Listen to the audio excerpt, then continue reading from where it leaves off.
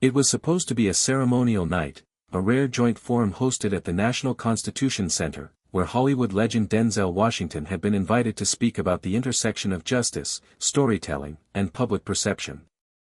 Chief Justice John Roberts, attending as a keynote guest, was scheduled to deliver opening remarks and engage in a short dialogue with Washington. The event had garnered national attention. Denzel's recent involvement in community justice reform and his viral speeches made him a compelling figure outside the film world. Justice Roberts, on the other hand, was walking a tightrope, balancing public trust in the judiciary amid rising political pressure and criticism. The stage lights dimmed. Cameras flashed. The auditorium was full of high-profile guests, senators, federal judges, journalists, and students from top law schools. Roberts took the podium first. His voice was calm, his words measured. "Tonight, we welcome a man known for portraying justice on screen," Roberts began, his tone carrying a hint of condescension. "But real justice, of course, is far more complex than Hollywood scripts." Some in the audience chuckled politely. Others shifted uncomfortably. Denzel, seated just a few feet away, didn't blink. He crossed his arms, calm and silent. The tension in the room was beginning to rise. Roberts continued, "It's important that the public understands the difference between actors and actual legal scholars when we talk about the Constitution." The crowd murmured. It wasn't just a jab, it was a clear attempt to diminish Denzel's presence. Then the moderator gestured to Washington. His turn. He rose slowly.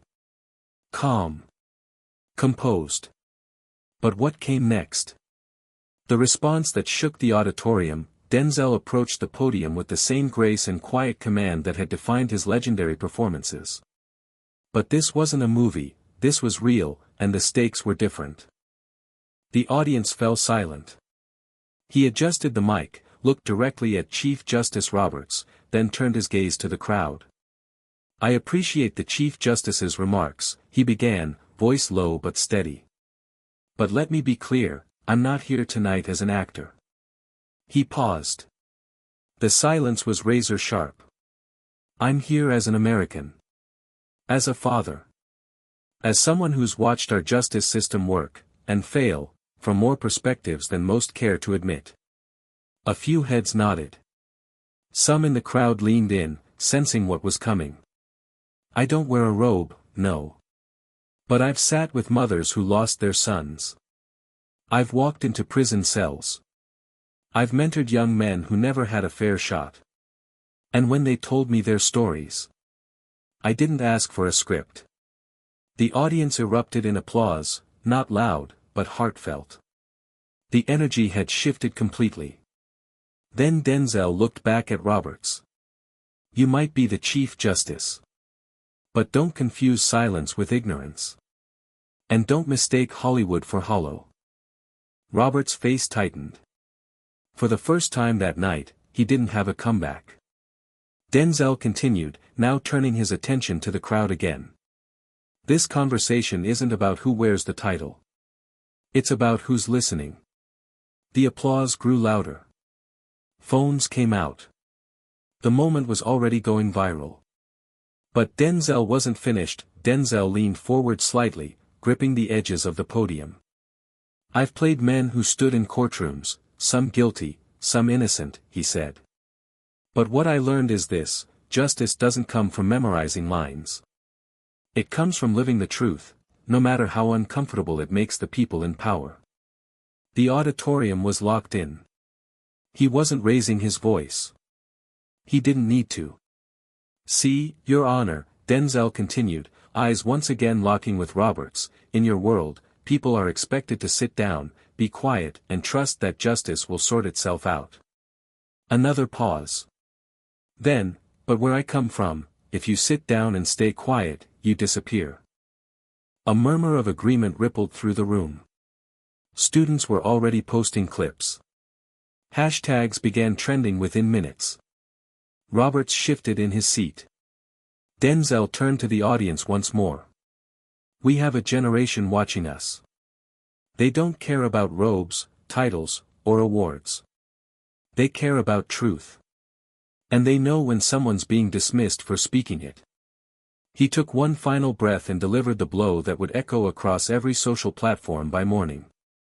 If this system is so sacred, then maybe it's time those at the top remembered who it's supposed to serve, and who's been paying the price for their silence. The crowd rose to its feet. A full standing ovation. Even some of the judges in the back stood, reluctantly, but they did.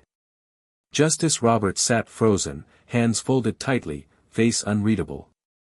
The moderator stepped forward, trying to bring order back to the forum, but it was too late. The viral moment had already happened. And Denzel Washington had just turned a cold insult into a national reckoning. The energy in the room was electric. As Denzel returned to his seat, the applause continued. Some guests looked stunned.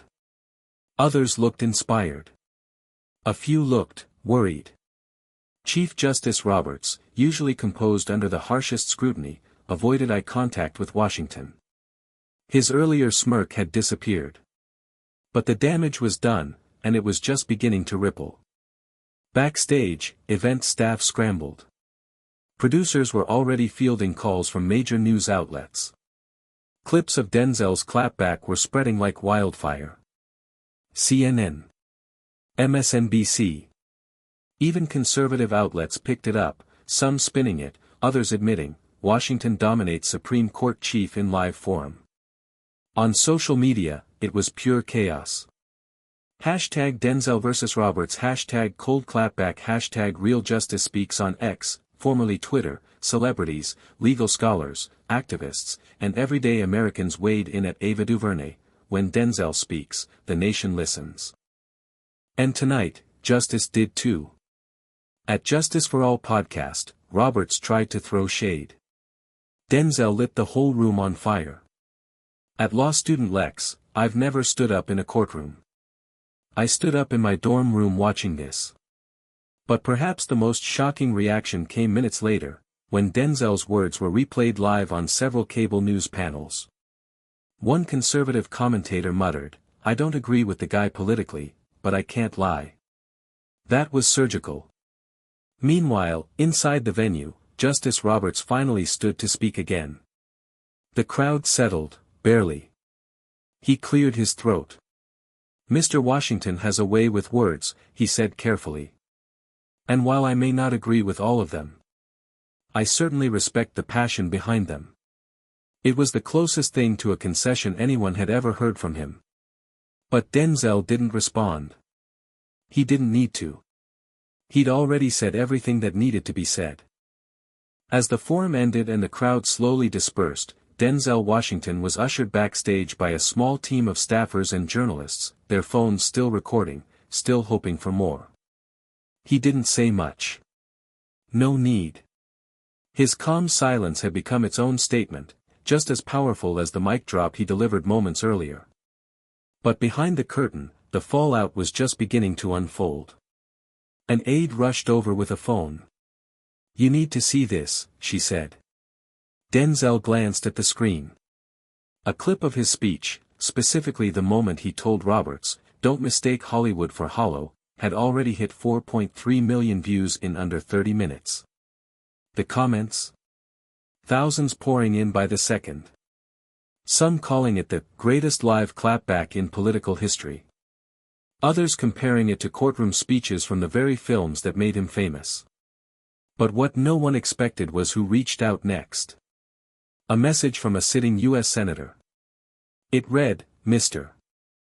Washington, what you said tonight wasn't just powerful. It was necessary. We're assembling a panel on justice reform next month. I'd be honored if you'd join." Denzel raised an eyebrow. The same system that tried to diminish him was now trying to pull him in. But before he could respond, a reporter broke through the security rope, breathless. "Mr. Washington, one question, did you expect your comments to go this viral?" Denzel turned, paused, and gave a slight smile. "I didn't come here to go viral," he said. "I came here to tell the truth." That quote would become tomorrow's headline. Meanwhile, Chief Justice Roberts exited the venue quietly, avoiding press, his team surrounding him in a tight circle. But even his silence couldn't stop the flood of public reaction. By the next morning, Denzel's words would be studied in classrooms, quoted on talk shows, played on repeat. And across the country, people weren't talking about a judge. They were talking about justice. By sunrise the next day, Denzel Washington's face was everywhere, not for a new film, not for a scandal, but for something far rarer, a moment of undeniable truth. Major networks replayed the exchange in full. Analysts dissected every sentence like a Supreme Court ruling. Legal blogs broke down the irony, a career actor reminding the Chief Justice of what justice actually means. But the most surprising shift wasn't in media, it was in people. Law school students wrote open letters thanking Denzel for reframing justice in human terms. Community leaders called him the voice the courtroom never lets in. Even former prosecutors weighed in, saying they felt seen in ways that the legal establishment rarely allowed. In neighborhoods across the country, from Atlanta to Oakland, from Chicago to Baltimore, barbershops, coffee houses, and classrooms buzzed with conversation. Did you see what Denzel said to that judge? He said what we've been screaming for years. He didn't shout. He didn't curse. But man, he cut deeper than anyone ever has. Even high school civics teachers began their lessons that Monday morning with clips from the forum, asking students, what is justice, and who gets to define it? Meanwhile, Chief Justice Roberts stayed silent. The Supreme Court released a statement through a spokesperson. The Chief Justice respects the contributions of all citizens to the public discourse. He has no further comment on the event. But the internet wasn't finished. Edits of the viral moment hit TikTok, Instagram, and YouTube. In one version, someone added slow-motion effects with Denzel's quote overlaid, "Don't mistake Hollywood for hollow." It hit 20 million views in 48 hours. Late-night hosts joked that Roberts walked into a scene he wasn't ready for. One even said, next time, someone hand him a script, Denzel already wrote the ending. What began as a quiet forum had become a cultural earthquake. And at the center of it all, one man, one moment, and a microphone. As the media frenzy intensified, Denzel Washington kept his distance. No interviews. No follow-up press conferences. No retweets. Just silence, the kind that holds more weight than words. But behind the scenes, doors were opening fast. Civil rights groups, legal reform organizations, and even bipartisan lawmakers reached out. Some wanted endorsements. Others wanted him to speak again. A few even floated the idea of Denzel testifying before Congress. Not as an actor. As a citizen. A new voice for justice reform. His team, overwhelmed by requests, released a short statement. Mr. Washington appreciates the outpouring of support. He stands by every word spoken at the forum. The fight for fairness, dignity, and justice continues, with or without cameras. Meanwhile, Chief Justice Roberts found himself in unfamiliar territory, public backlash. Op-eds across the country criticized his tone at the event. One in the New York Times read, "Justice Roberts didn't just get out-debated. He got outclassed by someone who's never sat on the bench, but clearly understands what it means to serve the people." Others called his remarks thinly veiled elitism, accusing him of disrespecting not just Denzel, but every American who's ever dared to speak truth without a degree in law. Inside the Supreme Court, whispers began. Clerks, aides, even junior justices quietly debated the impact of the viral exchange. Was it just a cultural moment, some asked. Or, was it something bigger? At law schools, students began quoting Denzel alongside landmark cases. One professor at Georgetown even opened his constitutional law class with a clip of the forum and asked, "What makes someone credible in a courtroom, robes or reality?" The question sparked a 40-minute debate. And across the country, millions had already made up their minds. Denzel Washington wasn't just an actor anymore. He had become the people's voice in a courtroom that for too long had only echoed its OWN.BY. The end of the week, what started as a viral clash had transformed into something far more powerful, a movement. Clips of Denzel's speech were now part of social justice campaigns, fundraisers for public defenders, and even university lectures. Activists coined a new phrase, Washington Justice, the belief that truth doesn't need a title to be valid. College students printed shirts with his quote, "Don't mistake Hollywood for hollow." Others printed the even colder line, "If you sit down and stay quiet, you disappear." Meanwhile, Denzel still hadn't said another word publicly. But that didn't matter. His silence had become part of the message. The world was speaking for him. At a town hall in Atlanta, a young woman stood during Q&A with a senator and said, "If Denzel Washington can say that to the most powerful judge in the country, then I can speak truth to the school board in my town." The crowd roared. In Los Angeles, a group of high school students formed a youth panel on justice and media, their opening speaker. Not a lawyer. Not a judge. Just a 17-year-old who said Denzel's moment lit something inside me I didn't know I had. Even Hollywood reacted. But this time, not with movies. Producers pitched docuseries on modern justice. Directors spoke about the need to tell more authentic stories. One studio announced a new scholarship fund for underprivileged students who want to study law, in Denzel's name. And yet, the man himself stayed home. When a journalist finally caught up to him outside a small cafe in Washington, D.C., she asked gently, "Mr. Washington, how does it feel to spark a nationwide conversation?" Denzel looked up from his coffee and replied softly, "Conversations are good. But change, that's what I'm waiting on." She pressed, "Will you speak again? Publicly?" He smiled, almost as if he already knew the answer would echo. "Only if they try to silence me again." The clip went instantly viral, again. And far away, in the quiet halls of the Supreme Court, Chief Justice Roberts received a new letter. This time, not from a lawmaker. Not from a journalist.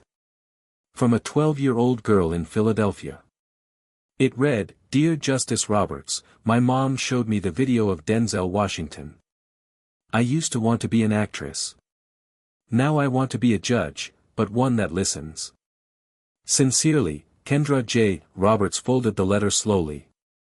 No words came out. Because the message had already been received.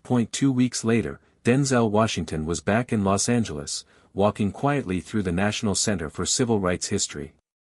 He wasn't followed by paparazzi. No red carpet. Just a quiet tour, guided by a curator who'd watched the viral moment over a dozen times. As he stopped before a photo of Thurgood Marshall, the curator said softly, "You do realize your words might end up on these walls one day?" Denzel didn't respond. But he didn't need to. Because across the country, change was already being drafted.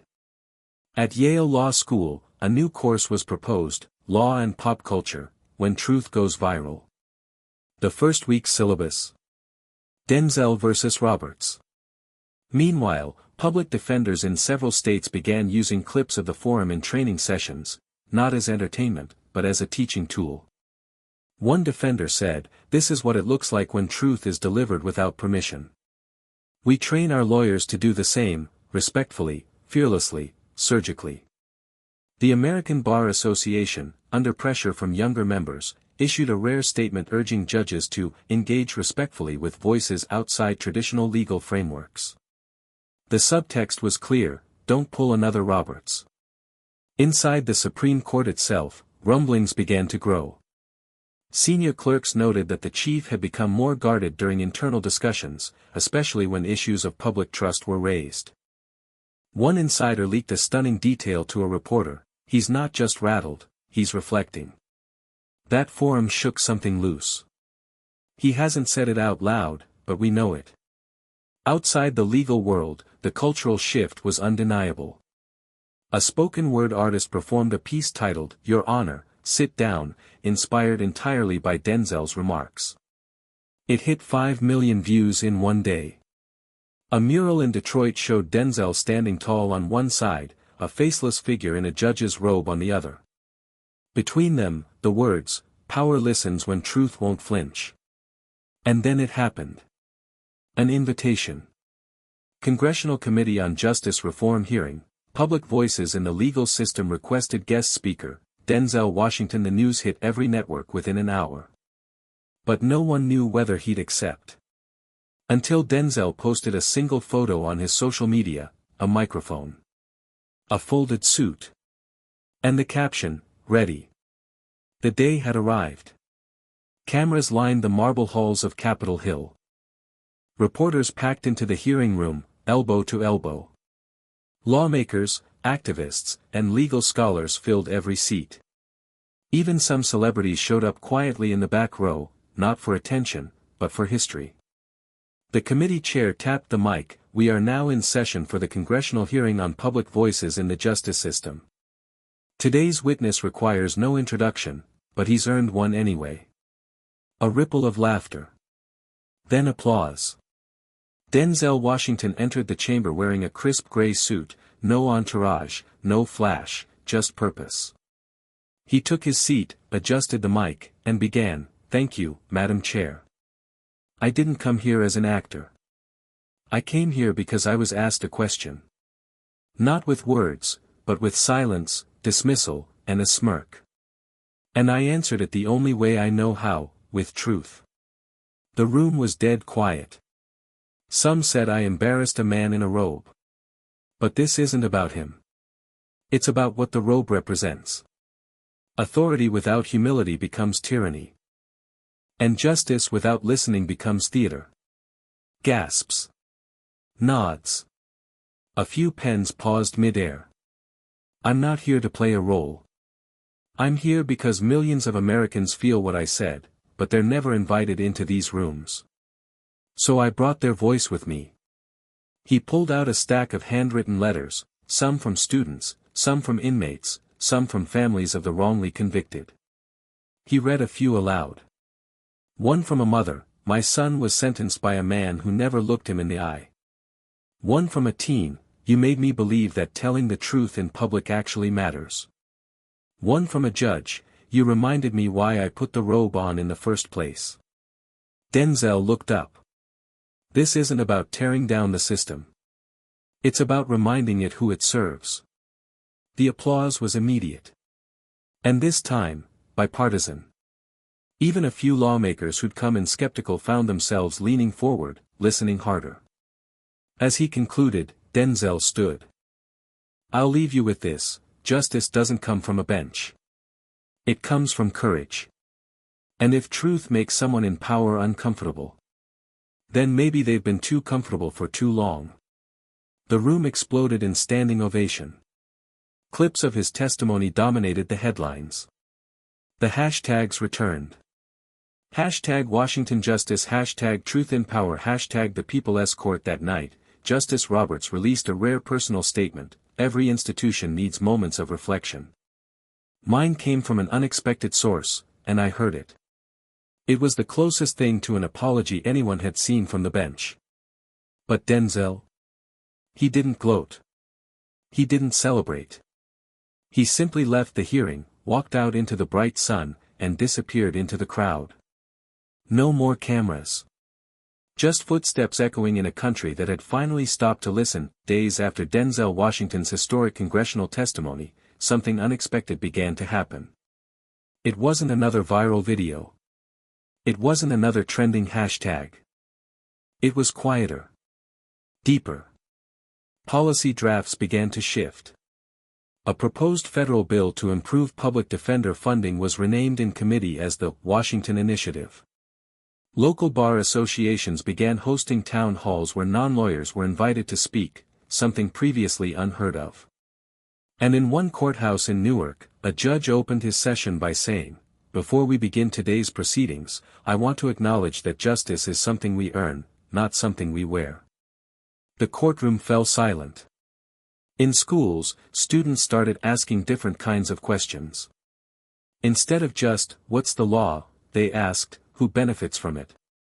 Civics teachers nationwide were flooded with requests to show the full Denzel video in class. Meanwhile, the mural in Detroit that once showed Denzel alone was painted over. In its place now stood Denzel and Kendra J., the 12-year-old who wrote the letter to Justice Roberts. Above them, new words had been scrawled in bold: "When one speaks, millions awaken." And they had. In South Central LA, a young man stepped onto a community stage and said, "I never thought about becoming a lawyer until I saw a man speak truth to power and not flinch." In Harlem, a grandmother told her grandson, "That man didn't yell. He didn't fight.